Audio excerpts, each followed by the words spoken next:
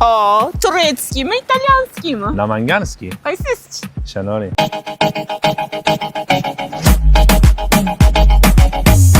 Statistik ma'lumotlarga qaraganda, aynan kostyum shim ishlab chiqarish bo'yicha Namangan nafaqat O'zbekiston, balki O'rta Osiyoda yetakchilik qilar ekan. O'zbekistonda Zugi, Rossiyada Zinto brendi bilan mashhur bo'lgan bu kostyum shim paltolari ham aynan Namanganda aka-uka Zuhriddin va G'iyosudinlar tomonidan ishlab chiqarilar ekan. Shunda Zugi aka-ukalarning ismidan boshqa harflardan olingan ekan-da. Hadi? Zugi brendi mahsulotlarini hozirda nafaqat ichki bozorga, balki butun O'zbekiston bo'yicha sotuvga chiqarishar ekan va undan tashqari Rossiya, Qozog'iston, Tojikiston, Qirg'iziston davlatlariga ham eksport qilishar ekan. Bu sexda erkaklar uchun kostyum shim, palto, kurtka, pidjaklar ishlab chiqarishar ekan. Vau, rosa ko'p odam ishlar ekan-a? Men sizga nima deganim? Olib sotaman deydigan optimchilar aynan shu yerdan kelib kostyum shimlarni olib ketishar ekan. Kачество zo'r ekan lekin. Hamma texnologiyalar Germaniya, Turkiya, Xitoydan olib kelingan ekan. Tayyor mahsulotlarni shunaqa upakovkalab, korobkalarga solib eksportga chiqarib yuborishar ekan. O'zbekistonda ichki bozorda Zugi brendi bo'lsa, tashqi eksportga Zinto brendi ostida chiqarilar ekan. Kostyum shimlarning pachkasi $216 dan $270 gacha ekan. Seriyada 6 ta bo'lar ekan. Paltolarning pachka narxi $190 dan $210 gacha ekan. Seriyada 5 ta bo'lar ekan. Zo'ra. Turishini qarang bularni. Menga yoqdi lekin Oybekka bitta ovorasizmi? Bitta emas, 3-4 ta olaman.